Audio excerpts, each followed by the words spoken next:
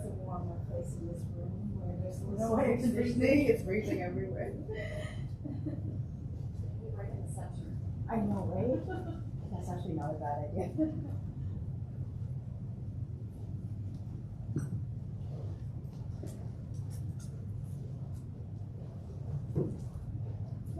Hi.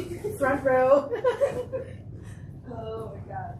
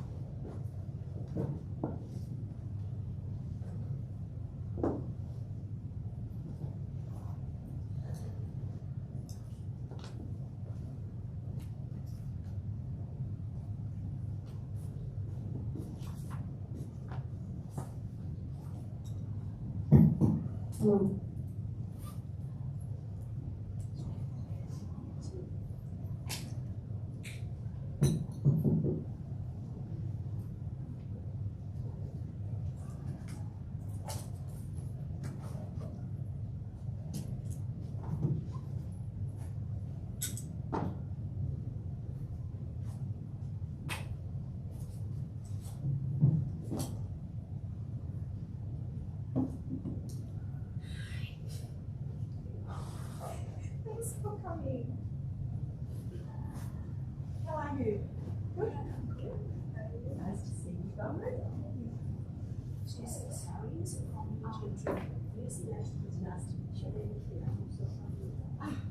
I came to Breakout. How long ago? April. Yeah, April. Yes. Yeah. Came up for a visit. Did lots of visits actually. Like, you cannot meeting because she's directors of our own open source program. So there's a lot of Vietnam. So you were And I training. just stay in the office. So That's bad. And hey, and what's happened with because you were when I was there, one of you were telling me that you're trying to set up an HMO. Has that happened? Yes, yes.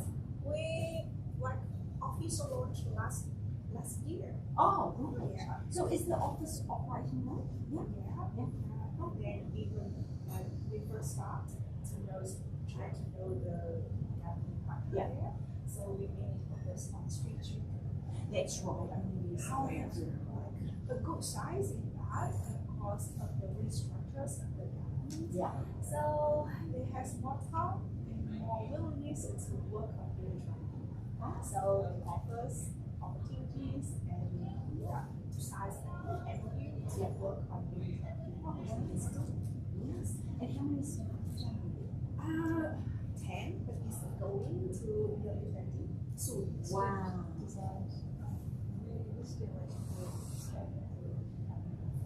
Yes. Right. Oh, that's amazing. That's fantastic. We try to have a samples. Yeah. So the street treatments and all of the family members come. Like your one up in Hanoi. Yeah. Because that's lovely. That's beautiful. Yeah. I can see the value of having that like a drop in. Drop the center. Yeah. No, it was. I was very impressed. It was a great concept, and I like the fact that they can come and go. So there's a point that they. I suppose it's in their decision if they walk through the door. Yeah. It's drop the center, but like it's a unique relationship. Yeah. It takes a long time for the person to get trust. Yeah, you were saying that. Have a visit. Yeah. So have you got a director or anything down in Ho Chi Minh? Yes. A team. Yeah. Hire a big team. Yeah. Oh, that's fantastic. That's really good. Yeah. Because how many staff are up in Hanoi? So it's not total like this, but also including the Sure. Yeah. Is it open with anything? like you to tell us how the this work first. Sure. Don't let me interrupt you.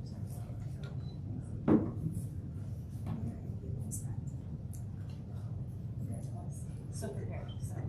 Now we are in email, but in the story is in person. First thing that appears. If you email your boss to share about the story. We always look up to the blue. And then I've seen you on a lot of Yeah. This is the first time. You were wonderful speakers. Thank you so much. Looking forward to your session today. I hope you have something interesting to say. And I remember when you left to go do your master's. Yes, I'm to here and I so like that's why this is the first time I arrived. And then during that time I couldn't there's one good thing about the conference and that you must be there. Like you finally are here. Thank you. I bring back just on that to be called for Depending on the for size one of my colleagues and we'll have people do the question this line. It's not just me. and I hadn't even taken the jacket. Do you have time Like, for oh my goodness, I need to embrace that. I would be so So DT 40.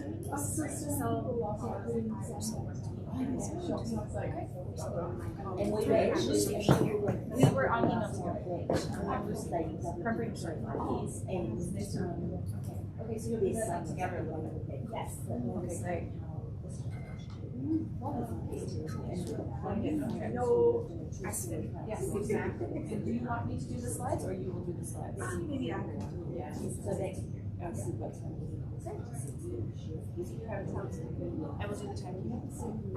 Okay. really, yeah. Very important job. That I will do.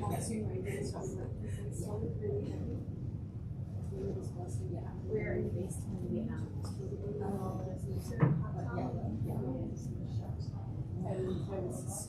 Are you based in? Yes. How are you? I'm kind of independent. I'm registered on something. Right.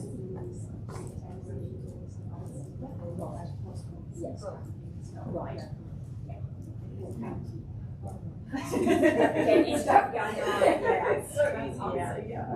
Freedom is real. We are like, Yeah, I know. so there's a lot of issues. So maybe in July, something Right. We are working in Oh, that's cool. and yeah, it's a Yeah. We're also educating students. So you're more direct to the schools. Schools, families, churches. Yeah, it's good though. Because Primarily directed yeah, children and families. and the schools. Yeah, you can come back. This is fine.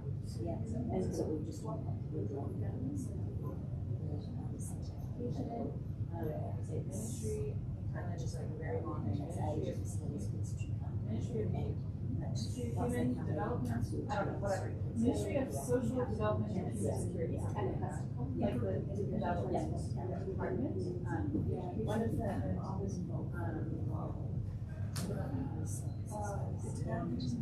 when India closed, decision closed, it was very controversial. But we found ways that because it's still open,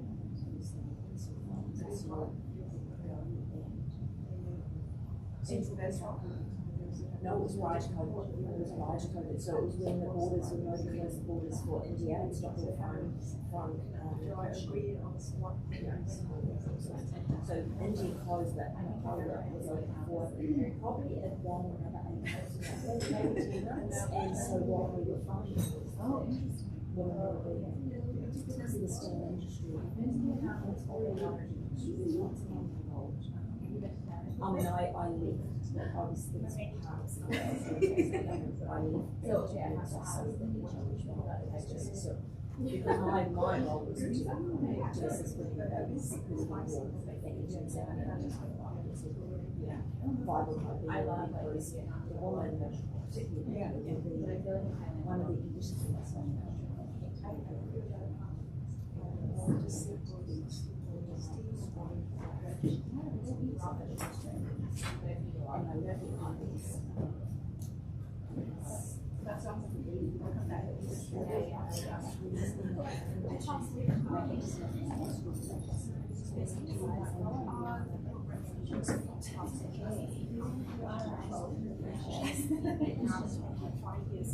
but who's and now you feel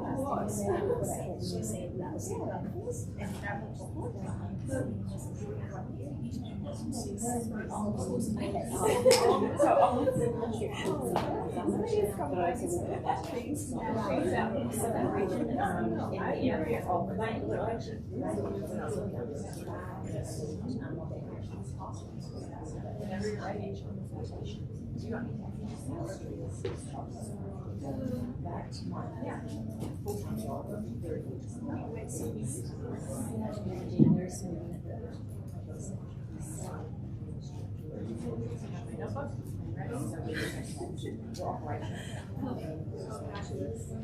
and most of it but it was and we do it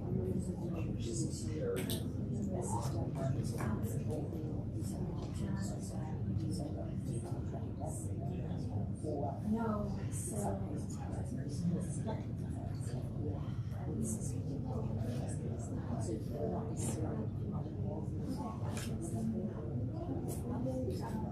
it's way too soon. I mean, I need to really like you need the student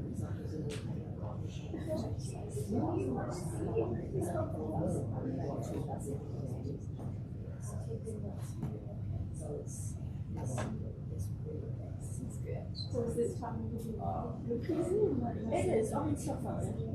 Yeah.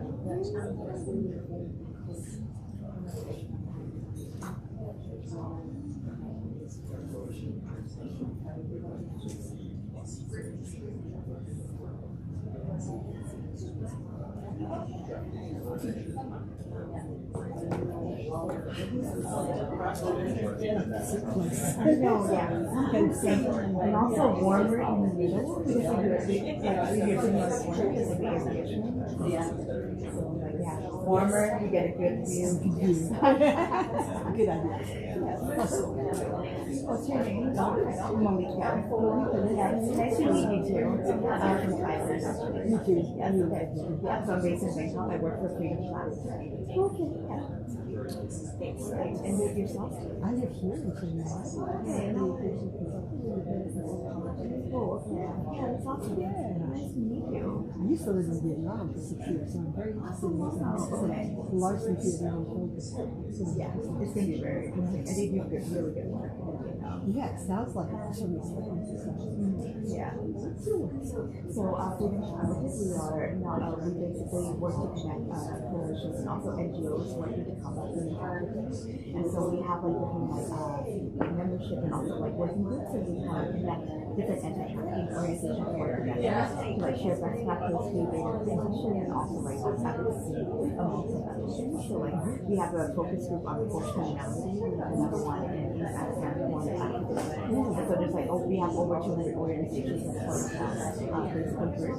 And then we used to have a pilot anti-trafficking through Islam, but then that got funded by USAID. So unfortunately, we're looking at So you are not behind the desk. well, actually, I haven't had a salary since January, so technically, yes. I'm still doing the work, but Hi everyone. yeah. Thank you so much for coming. I'm Luong from Global Insurance Foundation. And yes, yesterday I had a pre-speech, and then today it's so lucky I have another opportunity to share with you about our work. And then I think the only reasons why I'm here is just because Blue Dragon have 2 members at global learning communities. So Dalila and her teams know that, oh, you guys doing some work on reports, so maybe you can come out to share something. But I know that all of you have a lot of experience. So yes, I decided, okay, I will do this, but with the opportunity and the hope that I can learn from all of you too. So by the end of this session of my presentation, I hope that can heard from you and learn from your experience too. Yeah, thank you. So welcome to the ethical and impactful data collection. I want to share this thing first. Recently, a college researcher Ling Li published amazing, brilliant essays. That she explored the practical challenges and ethical dilemma encounters by researchers when they do the work on the field, especially when she do interviews with a lost survivor of forced criminality. Yeah, and then she discussed about how she gets assessed and build trust with the survivor, how the interviews happen, the in-field care, and then about what happened with the data analysis and dissemination. And then the article is amazing. And then if you're interested in that topic, I think you can take a look. And then the article is from a researcher's perspective. And today I want to contribute to that conservation from the perspectives of a grassroots NGO like Blue Dragon. Why we provide direct support for survivors and affected communities, but at the same time we do some reports and research. So let me introduce first about Blue Dragon. We set up in Vietnam more than 20 years ago to provide shelter, family reunification, and ongoing support for street children in Vietnam. And yes, street children. We have no idea and no aims to work on human trafficking. We first start with street children, but one day in 2005, we met some street children, and then when our social workers talked with them, we learned that they were trafficked from rural areas of Vietnam to the big city, and then to force becoming beggar on streets by organized crime, or gangster.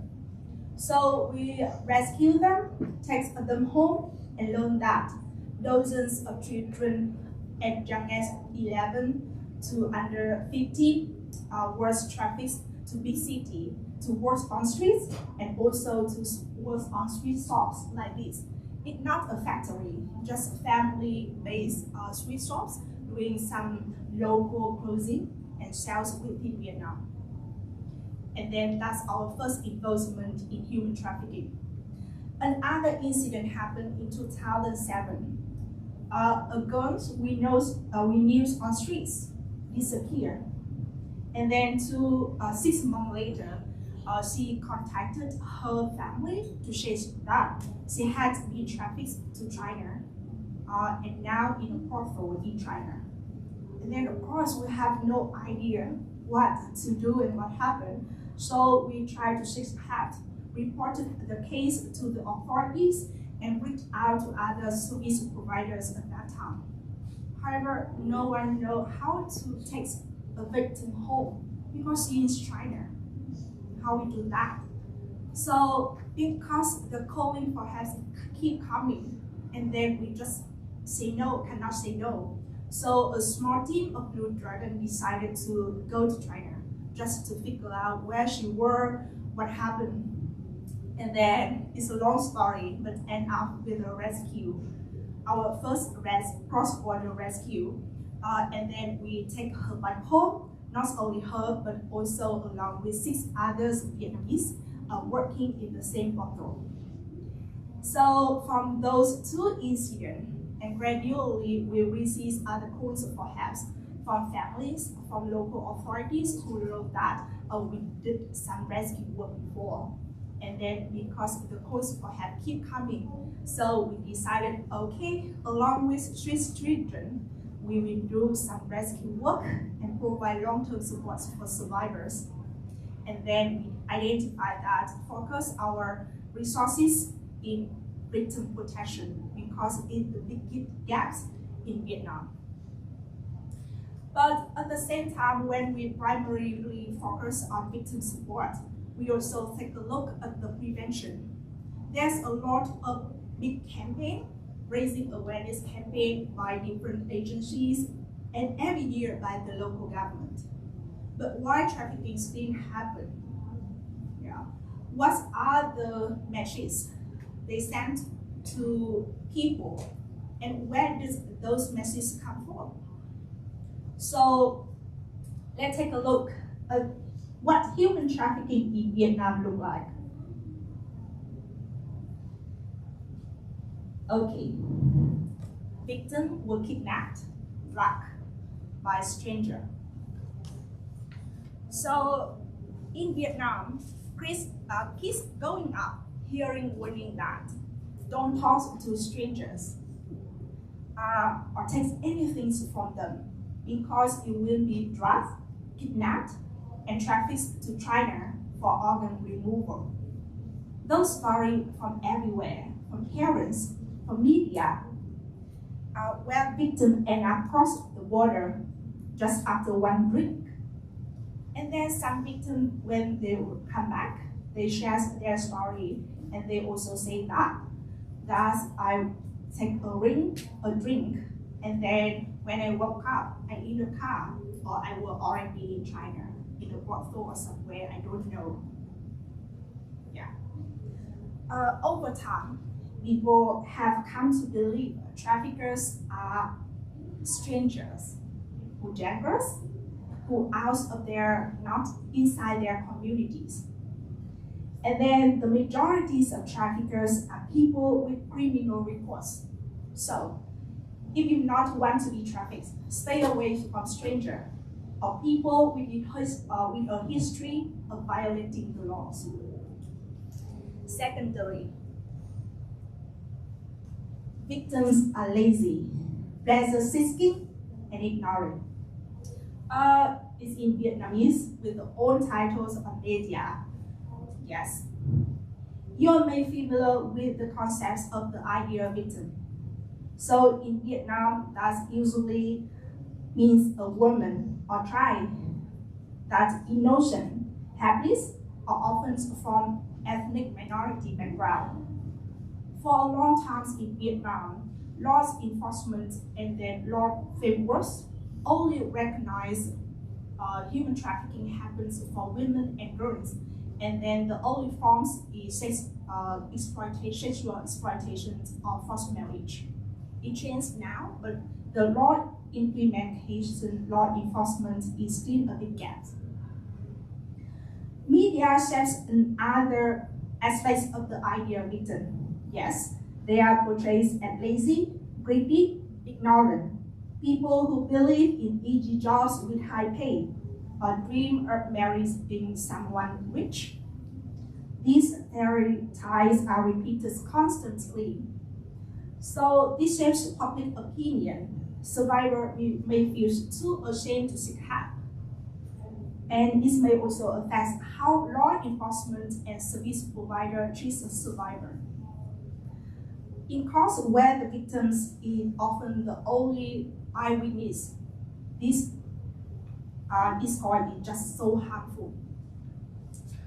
And then in cases of forced criminality that you listened in the panel discussion today, many of them are men. So they are falls further behind the ideal victim. They are men, they're young, they know the trafficker, and they conduct unlawful act. So it means that their suffering is overlooked, and their support is so limited for male survivors. There are very few articles in Vietnamese media tell the real stories of the victim, why they made the decision that led to being deceived and trafficked. They just simply labeling as greedy for lazy jobs with high pay, or simply lazy. Another,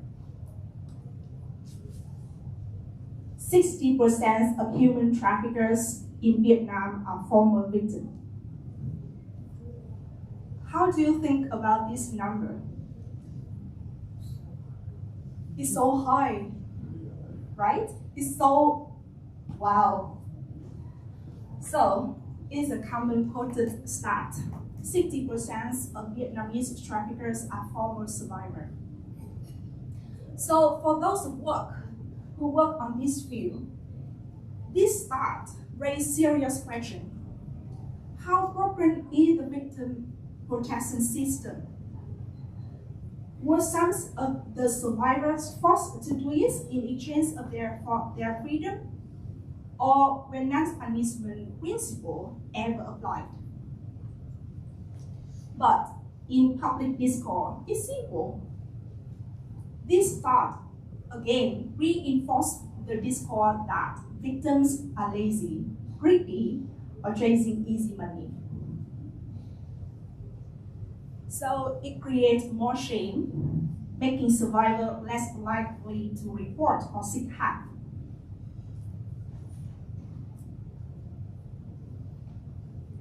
This is a picture I took from a guidebook designed for, local authorities and child protection workers in Vietnam. And then for any of you who cannot read Vietnamese, let me do the translation. So they provide the definitions of child trafficking. And then they also list a list of likely traffickers. And then the group, in the first column, is the likely traffickers. And the first group they named, yes, you can guess, former victim. So this kind of message teaches community to fear survivor, leaving them not only traumatized for being trafficked, but also be distrusted and isolated when they return. At Blue Dragon, we have rescued and support over 3,000 trafficking survivors over the year from what we started in 2005 until now. And then we also represent hundreds of them in court throughout Vietnam. And that what we know about trafficking from our experience, yes, it just does not match the public narratives that I just showed you.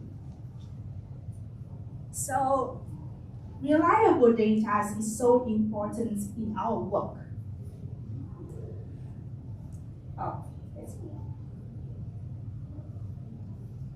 So reliable data is essential for effective in anti-trafficking efforts. Without it, our responses may risk being shaped by assumption and myth, and then which can cause real harm. And what does happen in not just the policies, but the people life. Even it's so challenging and difficult to get access to survivors and traffickers. But we need to know what happened so that our interventions are grounded in reality and truly meet the needs of those affected. So with the privilege of having the opportunities to rescue, support, and serve more than 3,000 human trafficking survivor, and that represented over 300 of them in Vietnam. Blue Dragon feels that we have a strong sense of responsibility to share what we know. So that's why we come up with and make decision that we need to do a report and conduct some research to share the real situation. So, but before that, we also try to look at the available resources to see what really happened. Yes, of course, we always come with the government report first. However, the government data is just so limited. You can see on the slide, for years, the only threes number that we know from the government about human trafficking situations in Vietnam is the number of trafficking cases, the number of survivors they are identified, and the number of traffickers prosecuted. That's all. Just a couple of years ago, there's no breakdown data on even genders of survivors. Whether they are trafficked across the border or within the country, we have no idea. So how we can shape our preventions based on those information? Luckily, we can have a lot of reports come from researchers, journals, and other organizations. Yes. However, there's only more than 20 journals articles talking about human trafficking in Vietnam, published internationally, and then other reports from NGO. However, many struggle to access to survivors because they do not have the direct connections with them. Yes, so that's why the report also cannot provide a full picture of human trafficking in Vietnam. Yes, so that's why we come up with the idea that our database is not to record of our work.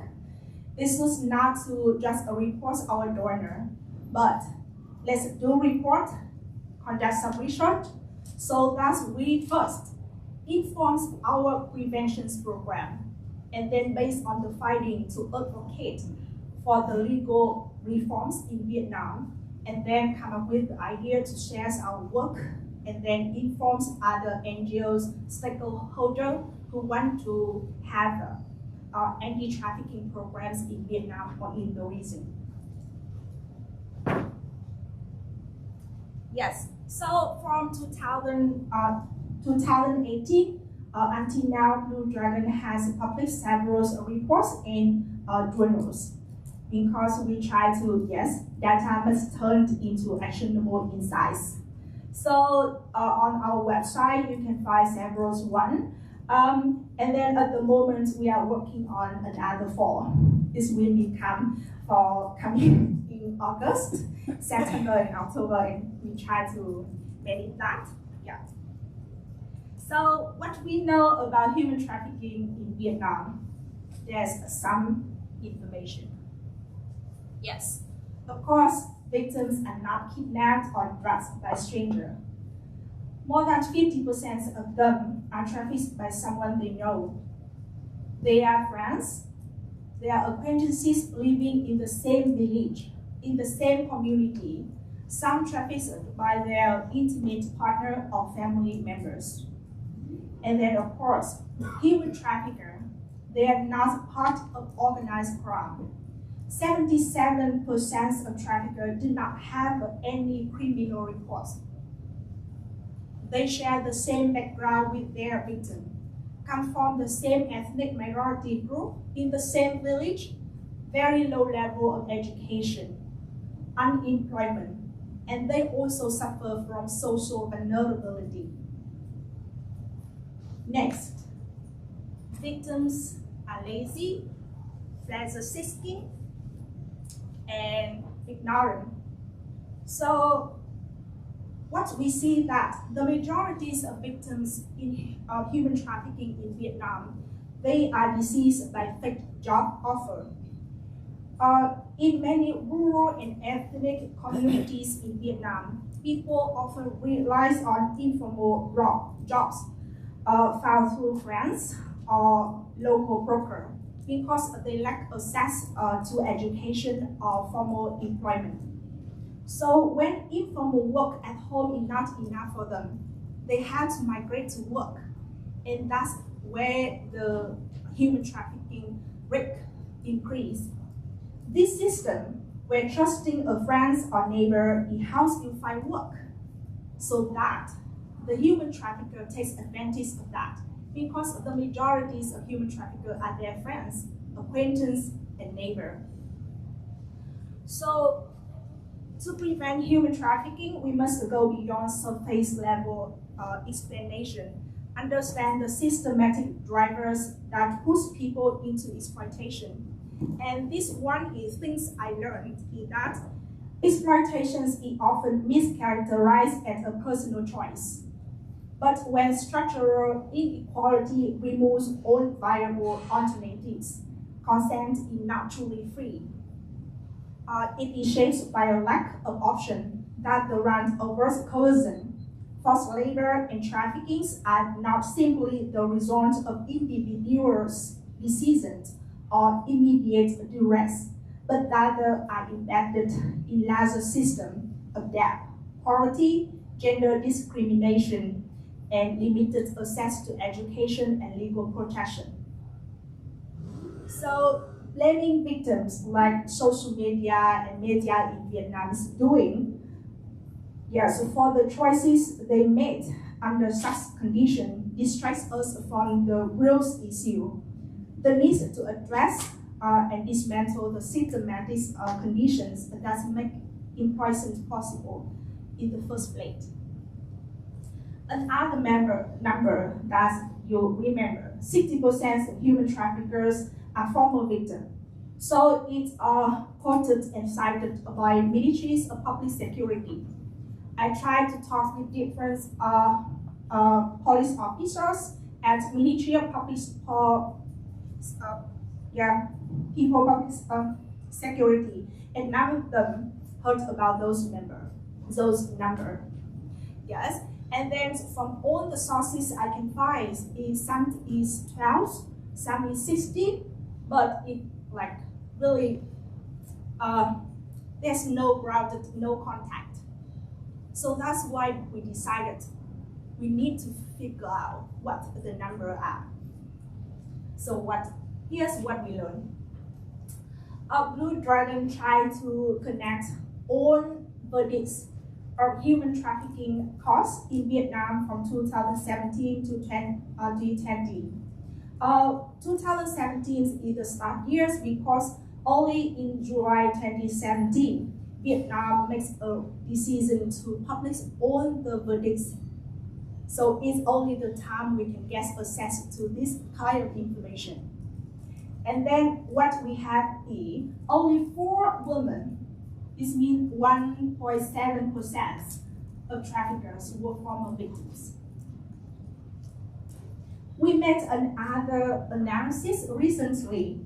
So we connect all verdicts from 2017 to 2024, and the numbers is only 3.5. The increasing you can understand as the rise of trafficking for forced criminality in online scam compound. Because in that situations, many victims are forced to recruit others in exchange of their freedom or reduce the ransom or pay reduce the debt quantity. So the number increase. But it's only 3.5, far less significant than 60%. And then the 3.5 here is out of 641 human traffickers in Vietnam. Yeah. So these findings have set a Blue Dragon approach in prevention. And then that's the things when we decided. We not only should focus on victim protection, because we know that in order to tackle human trafficking effectively, we need to do the prevention. So I would like to invite my colleague, Thuy.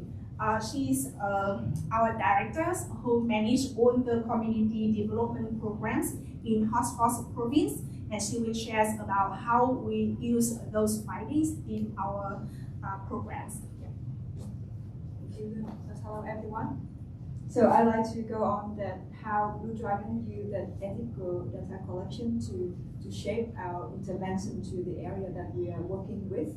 So before to consider any approach, we always notice ourselves that we have to consider that the three important things that you see laid out. So I would like to go first that awareness campaign alone is insufficient, because we believe that raising awareness is very important activity, but they are not address the root cause of the human trafficking.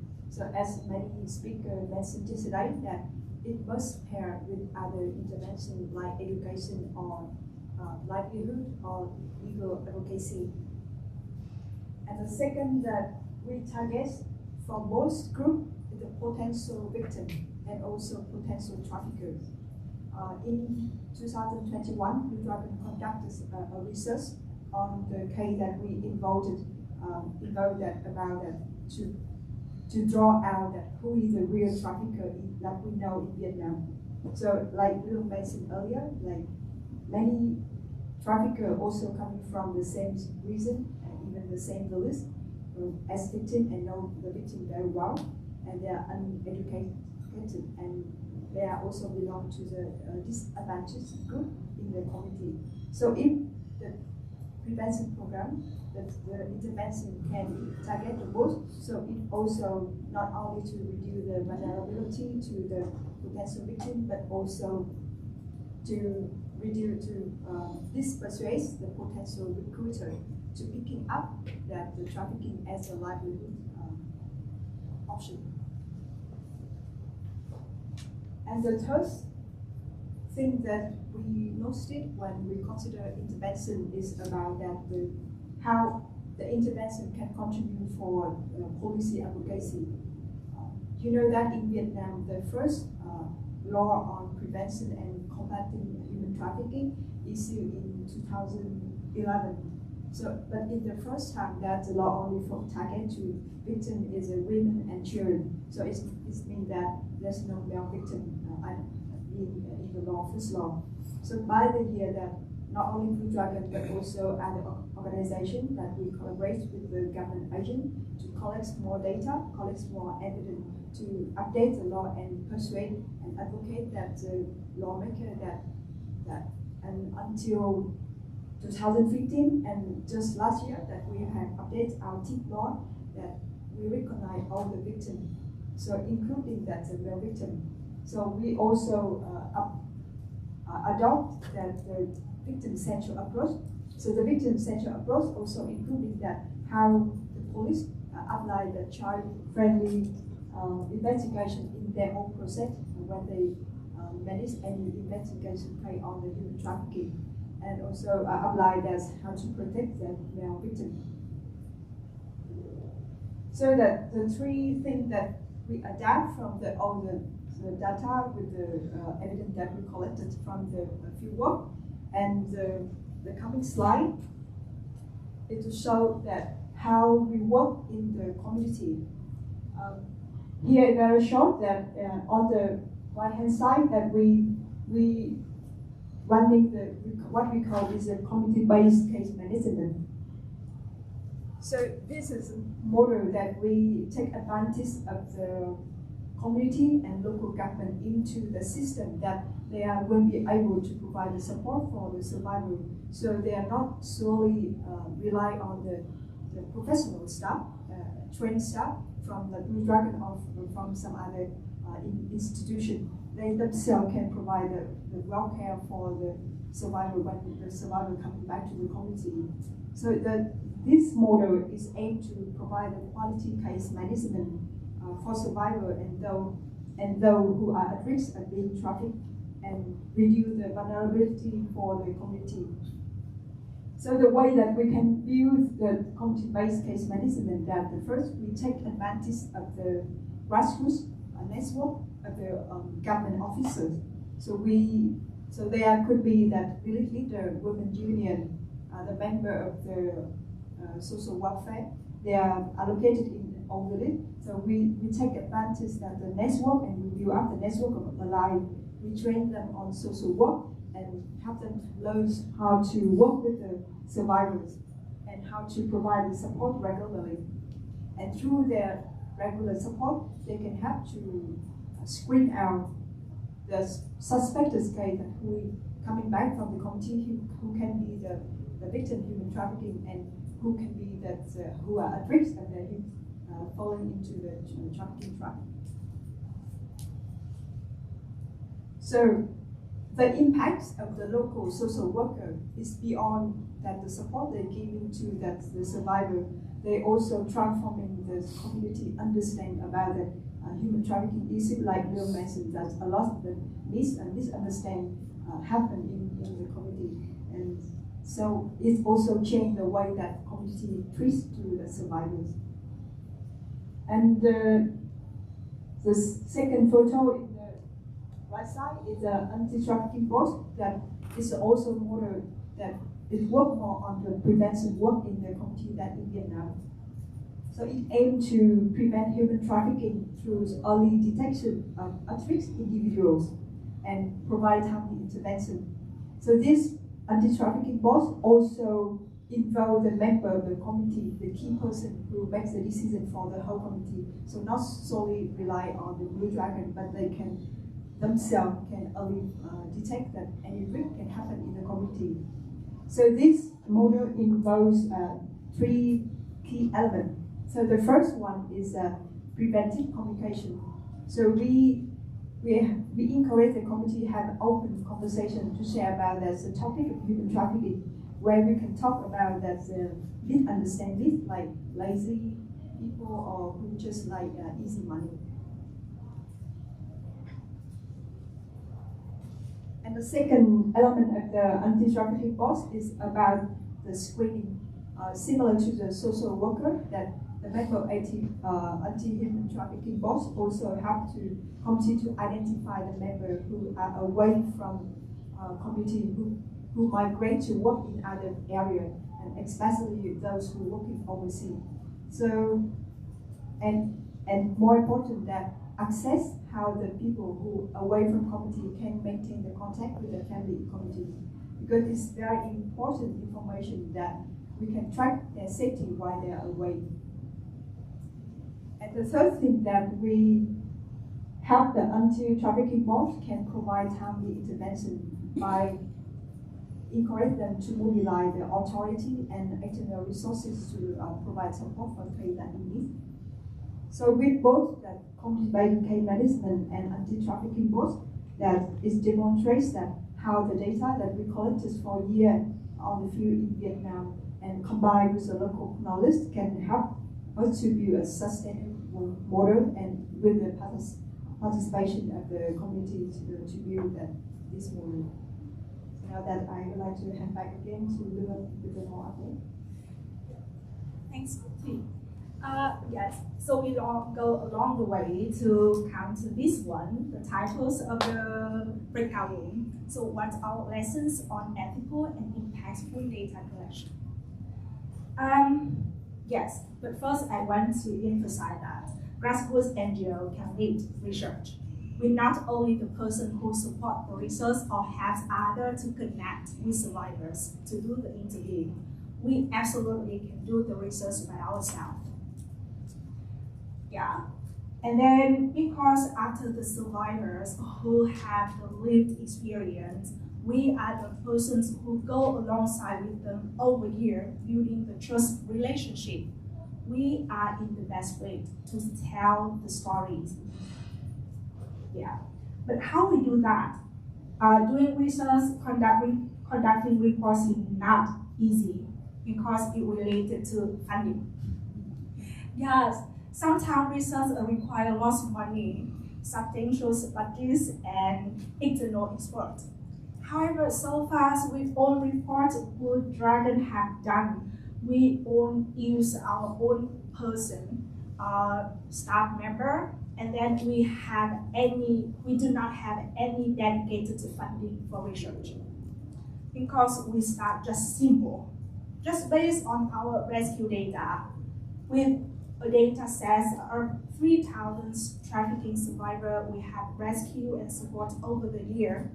And then because our lawyer provide a lot of survivors in court case, so we look at that as another source of information. And then when the government finally they make some public information, yes, the publicly available rulings on our Supreme Court's online portal. So we look at that to compare our cases with the general pictures of Vietnam. And so far, these are three main sources of our quantitative data source. And then our purpose is also simple. We want to do a report just because we need those information to inform our strategies and intervention. And then we had to use those information and finding to advocate for better policies. And then finally, it's come with the purpose to share the knowledge with others. And then so thankful to the platform like ARAT, the global learning community of Freedom Collaborative. So grassroots NGOs, we can share our report, so our knowledge, our insight doesn't stay in the field, but can get accessed by other NGOs and other people. And other challenges is credibility. People often look for journals, research from QA journals, or reports done by UN or major international organizations, because they seem rigorous and written by experts. Yeah, so how we address this issue? Because actually, most trafficking data doesn't come from large institutions. It comes from the survivor lived and traumatic experience, and some of those stories captured and recorded by direct service providers like Blue Dragon and other NGOs working on the ground. Yes, so we have the information, and on others we do the research based on our practical needs because we want to do the prevention. So what the message? In order to have the message, we need to know who the victims and who the traffickers. They are lazy, they are trafficked by strangers, and then we base on those needs to do our report. Another way Blue Dragon to address the credibility is we cooperate with university research centers or academies. Those people support us to design the methodology, analyzing the data after Blue Dragon collects the data or do the interviews. And then we co-write the report together. Yes, some done by Blue Dragon alone, but we are working with some groups in different universities in the world to do another reports and research. And then another issue is timing. Because we are not recruited to become a researcher, we do another work. So it's always an issue, always a delay. Anyone who asks, oh, what's coming with the report? Oh, no, please don't ask us questions. It's always a delay. Yes. And then about the ethical data collection. There are a lot of handbook, toolkits about the ethical data collection, especially for the context, in the context of human trafficking. There are many key principles: do no harm, voluntary and informed consent, child protection, privacy, and others. You can easily find them. But at Blue Dragon, and today, I really want to focus on the first thing, do no harm. Yes. So we consider that do no harm is a foundation's principle in ethical data collection. It means that how we do the research and collect the data, it do not cause more harm, put the survivor in any risk. And then how we do that? We have several practical experience here. The first thing is understanding the power imbalance in research. We cannot deny the fact that Blue Dragon rescued the victim and provide them with support. So even our research team follow all the voluntary informed consent, but we have to understand that by the fact that we support them, some survivors may feel that they have to say yes as something they repay or contribute to the organization. So it's the first thing we need to understand themselves is the power imbalance and how to address that. Yes, and others we need to consider the respect before data. Sometimes, like I used to work for legal department and a part of rescue team. I recorded all the data on our survivor. I received calls for help from survivor and their families. I returned some home, reunite them with their family, take some to the hospital, have a good relationships with them. However, I'm not their case manager.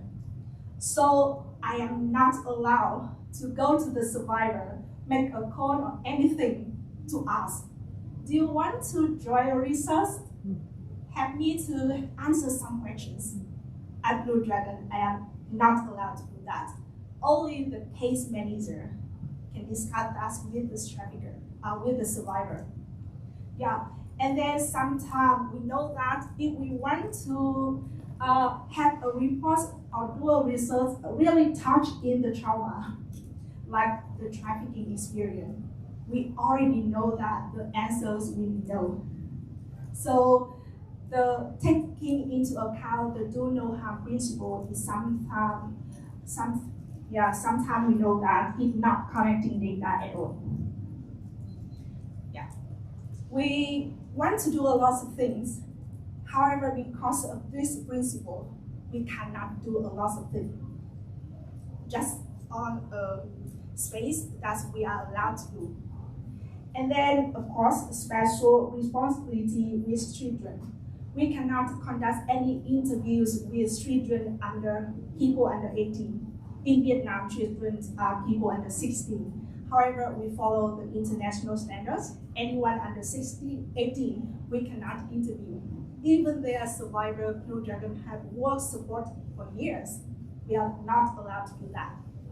And then even with the evaluations, we conduct interviews of the survivor, the beneficiary, about the effectiveness of our service for them.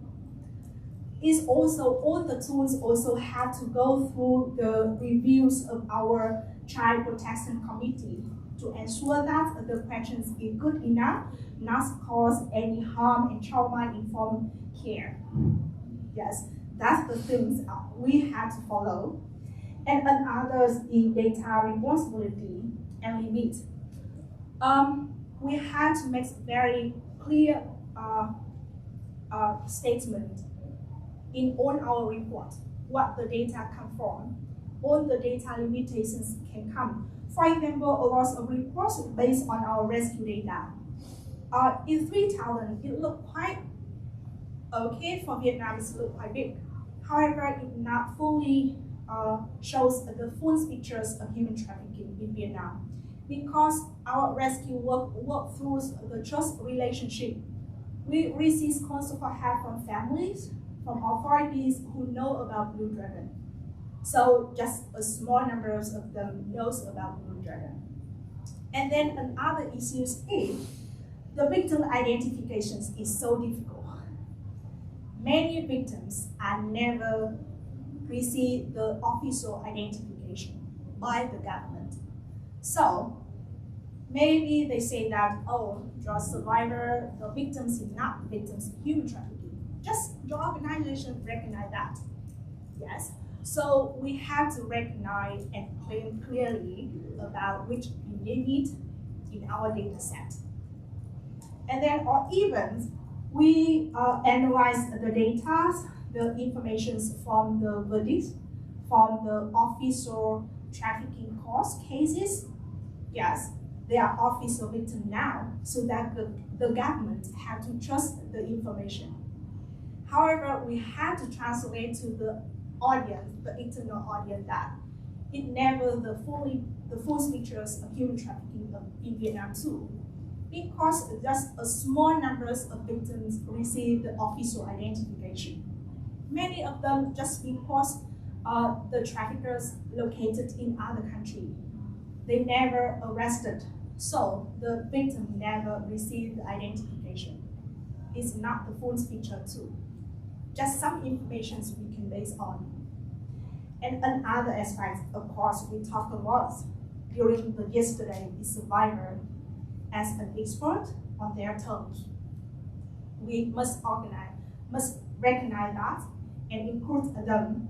So, so far we not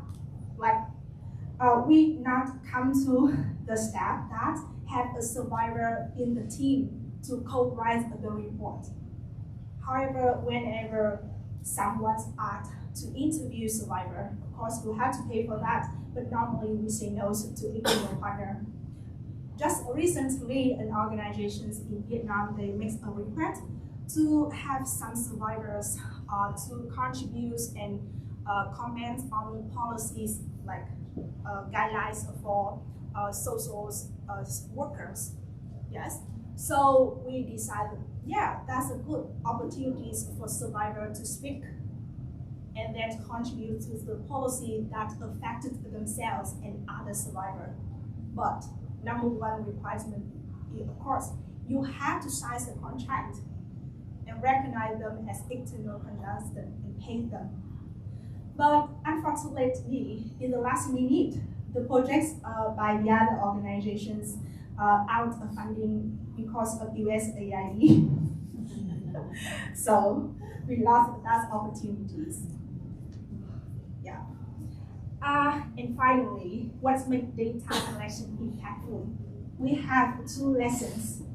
The first one is clear on limitations and transparencies in data use. I already shared. And even we interview survivors, and then they share their experience. But maybe because it affected by their understanding about human trafficking, the language barriers, the cultural barrier, and the fear, it cannot provide the full picture, or it just can be considered subjective, even it's so valid. Yeah. And then another is data collections must be consistent, coordinated, and comparable. So in our own report, we try to follow the same indicator so that we can look back throughout the process, through the years we provide support and work on the field, we can combine and see the whole picture. Yeah, and also to combine our data sets with other organizations. So Blue Dragon aligned with the CTDC, the Counter-Trafficking Data Collaborative, an initiative by IOM in Geneva. They developed this one, to bring together counter-trafficking organizations from all around the world to make human trafficking data publicly available.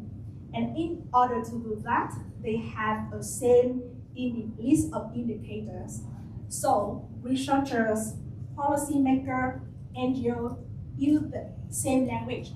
So it helps us to combine the data, and then you can place with the thousands, hundreds of data through the CTDC to conduct any report, research, and look at different countries. Yeah, So it's some sharings from our experience. I'm very welcome any questions, and of course, sharing from your experience in data collections and analysis. Thank you so much.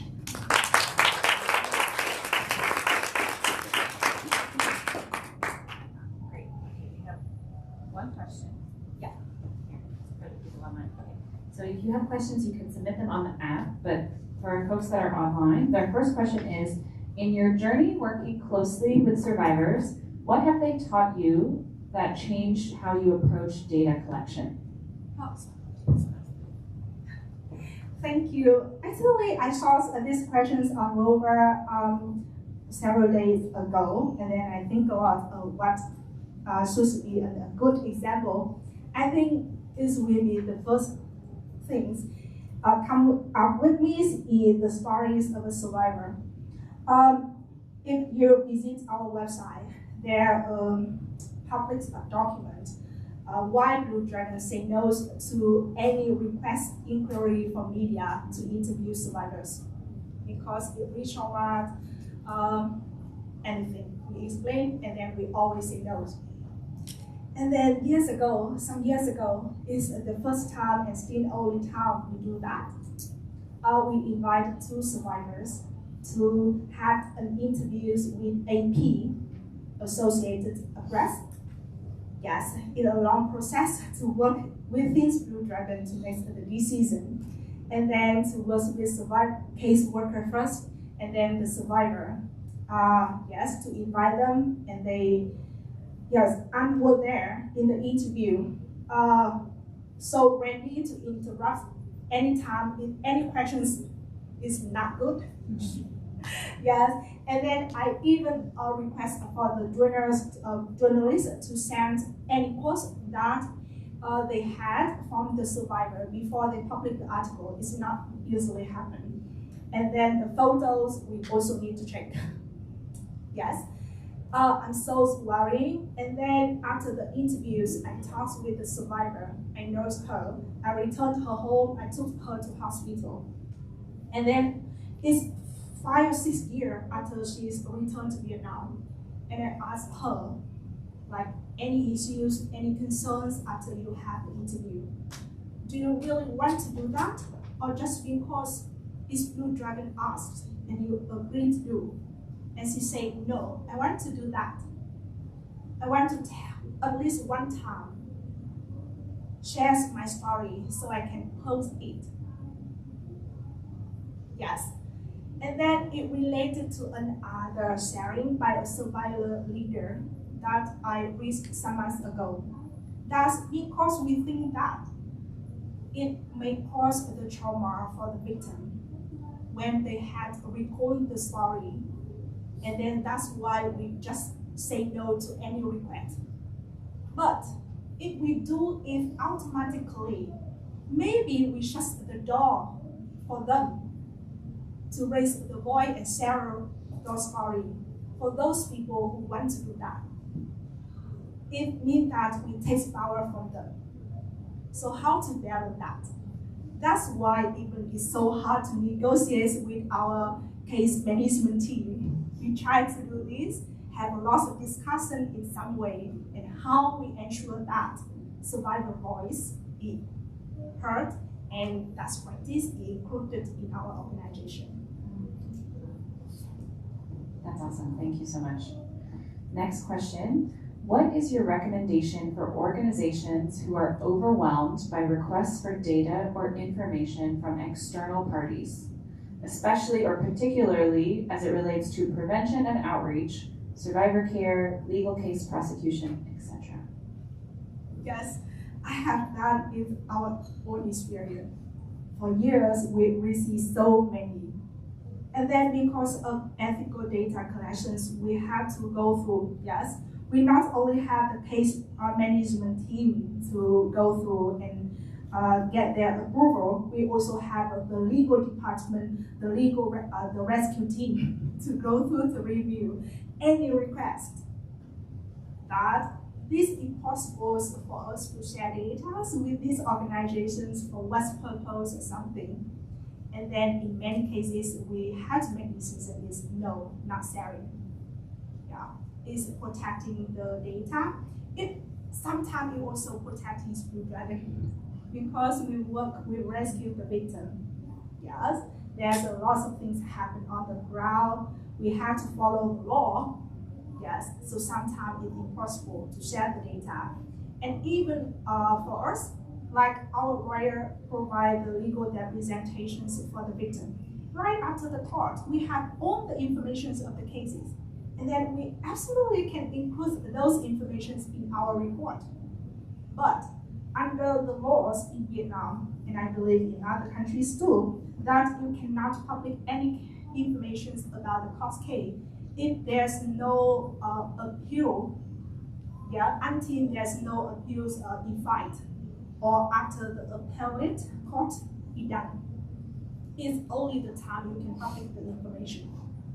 So that's why even with the case we have all information, we still have to follow the law, wait until it's publicly published on the websites of the Supreme Court, so we can include those data information into our report.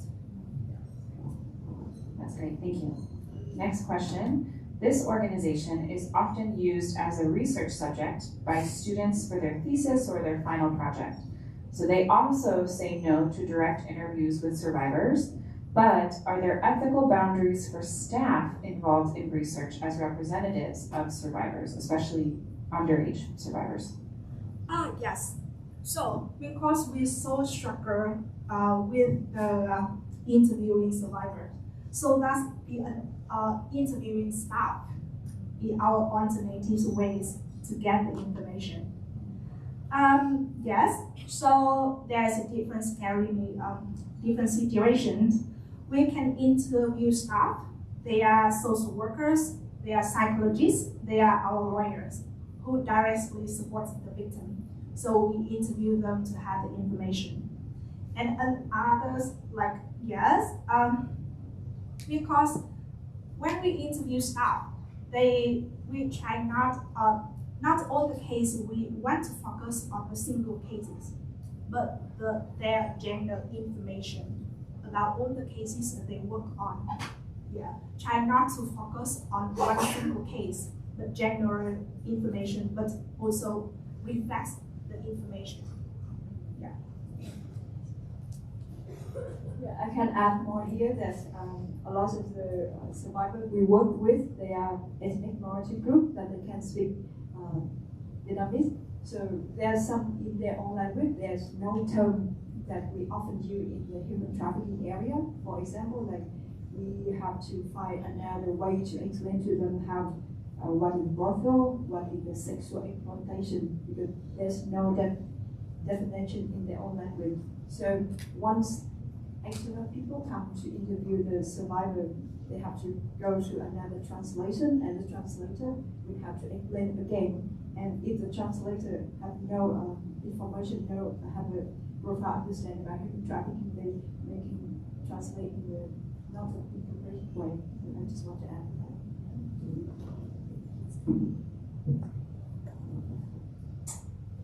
There's this question here. I think you've already answered it, but we'll just ask it again.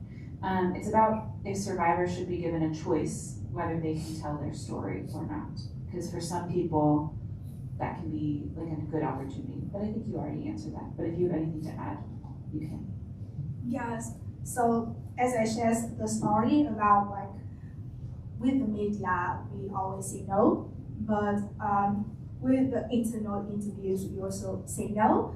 And then we consider, if we're too protective, and then only want to keep the information for Blue Dragon ourselves, so that no one can get access to them because it belongs to Blue Dragon. Yes, we do not want to say that. That's not the case. Yeah, because at Blue Dragon, we do not have social workers who provide direct support for survivors. But at TWIS, already shares, we have the community-based case management system in several provinces in Vietnam.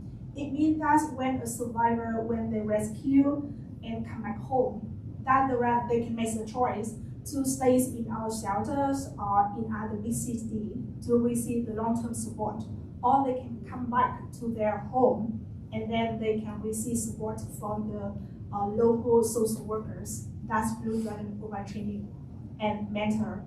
Yes. So with those cases, they belong to the communities. And of course, other external organization, researcher can get access, not through Blue Dragon, but through the local authorities, through other channels to interview them. But because in all of our trainings, we try to provide and explain why it's difficult, why it's dangerous, and how to help the victims can make a choice, an informed choice. That's great, thank you. This might be more for Tui, but can you share a little more about the community-based case management, and have there been any difficulties with that approach?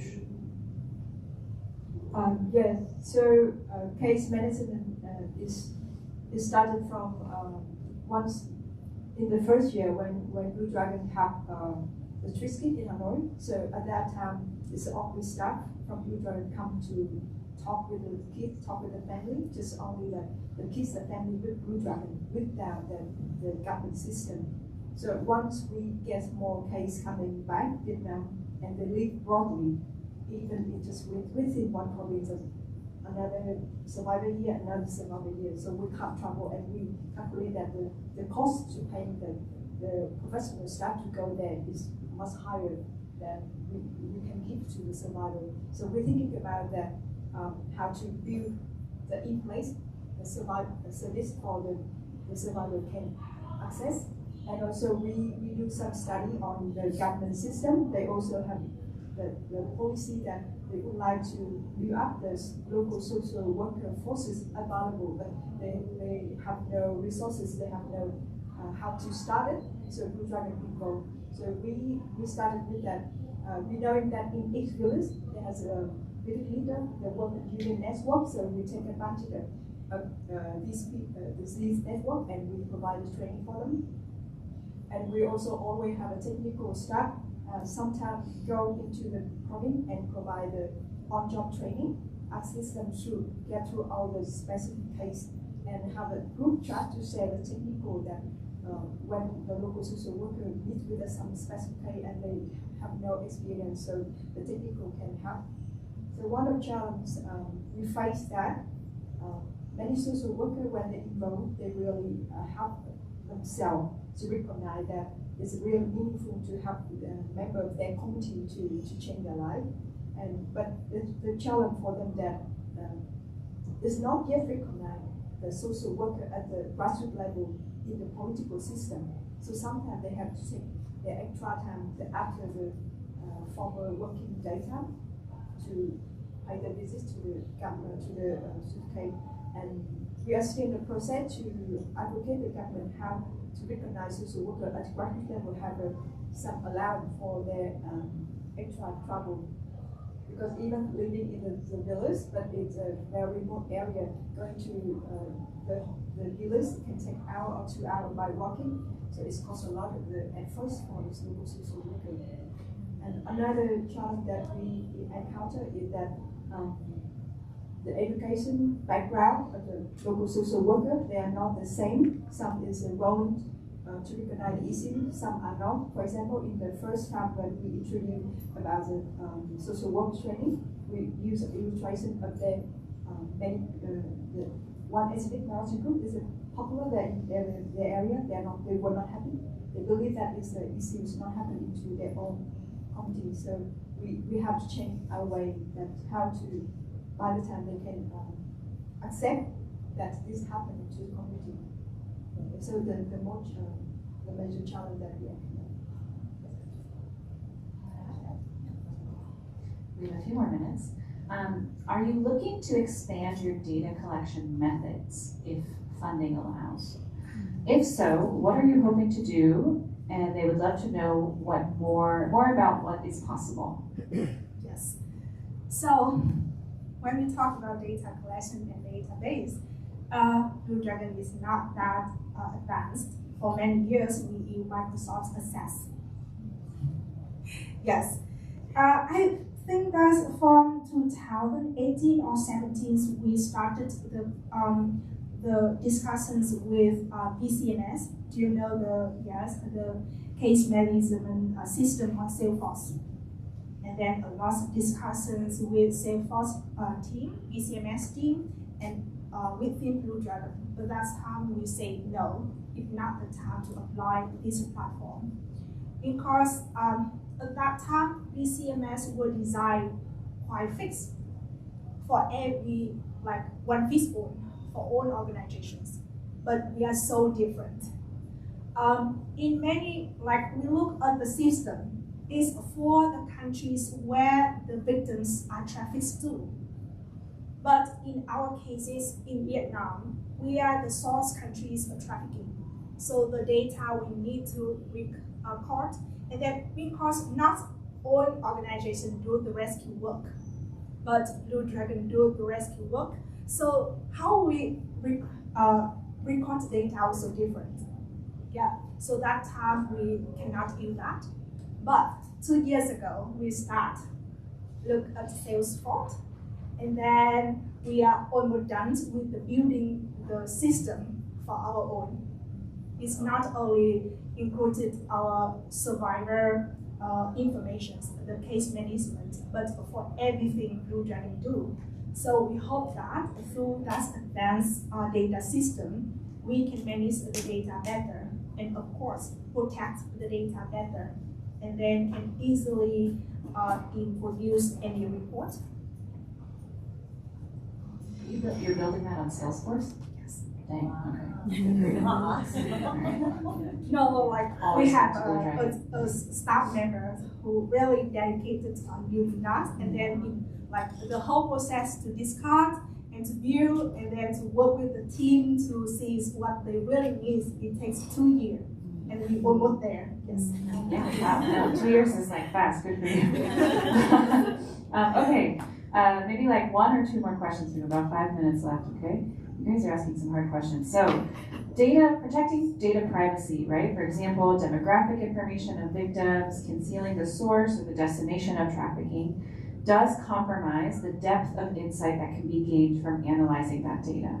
Given those insights can also help prevent future cases of trafficking, how do you or Blue Dragon think about this trade-off between protecting the data and also getting the most from the insights that you can get?